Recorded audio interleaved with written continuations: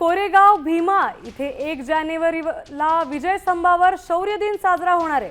तर लाखोंचा जनसमुदाय कोरेगाव भीमा आणि बढू इथे दाखल होत असताना या परिसरात बिबट्याची दहशत पाहायला मिळते।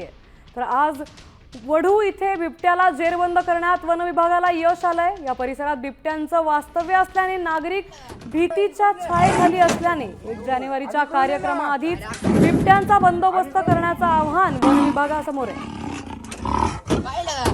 इकडून ये आधी इकडून ये ना आधी इकडून इकडून ये आधी इकडून ये ना आधी इकडून आपले प्रतिनिधी तेजस गाडगे आपल्यासोबत जोडले। इकडून ये आपले प्रतिनिधी रोहिदास गाडगे आपल्यासोबत जोडलेले आहेत। आधी इकडून रोहिदास, कोरेगाव भीमा इथे वडू परिसरात बिबट्याला जेरबंद करण्यात यश मिळतंय का? काय परिस्थिती?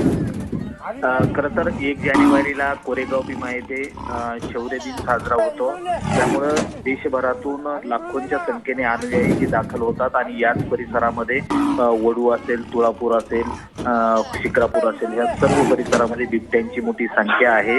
ऊसतोड झाल्यामुळे हे बिबट लोकवस्तीच्या जवळ येऊ लागलेले आहेत। त्यामुळं अगदी 8 दिवसावर आलेल्या या 16 आणि त्यात बिबट्याचं हे वास्तव्य कुठेतरी धोक्याचं ठरलंय। त्यामुळं भीमा नदीच्या या परिसरामध्ये बिबट्याचं पाण्यासाठी वास्तव्य असतं। त्यामुळं 1 जानेवारीला लाखोंच्या संख्येने येणारे अनुयायी आणि त्यात असलेलं बिबट्याचं वास्तव्य हे कुठेतरी धोक्याचं आहे। त्यामुळे वन विभागासमोर मोठं आव्हान असणारे 1 जानेवारीचा शौर्य दिन साजरा होत असताना या परिसरामध्ये बिबट्याचं वास्तव्य हे धोक्याचं आहे। बिबट्याला जेरबंद करणं महत्वाचं आहे आणि त्याचबरोबर या परिसरामध्ये पोलिसांचा तगडा बंदोबस्त गावागावात शेत शिवारात मोठ्या प्रमाणात असतो। त्यामुळं एका बाजूला नागरिकांना भीती आहे, तर दुसऱ्या बाजूला पोलिसांचा जो बंदोबस्त शेत शिवार असेल, रस्ता असेल या भागात असतो, त्यांनाही कुठेतरी या बिबट्याच्या भीतीची सावट आहे। त्यामुळे वन विभागाने या परिसरात असणारे बिबटे लवकरात लवकर जेरबंद करावेत अशी मागणी या ठिकाणी होती।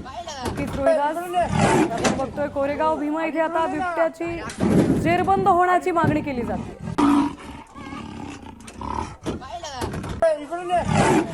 वडू परिसरात इथे बिबट्या आढळलाय। आता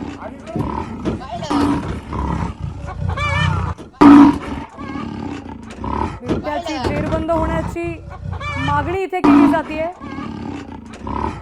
शौर्य दिन साजरा होणार आहे 1 जानेवारीला, त्याआधी लाखोंचा जनसमुदाय कोरेगाव मध्ये दाखल होतो।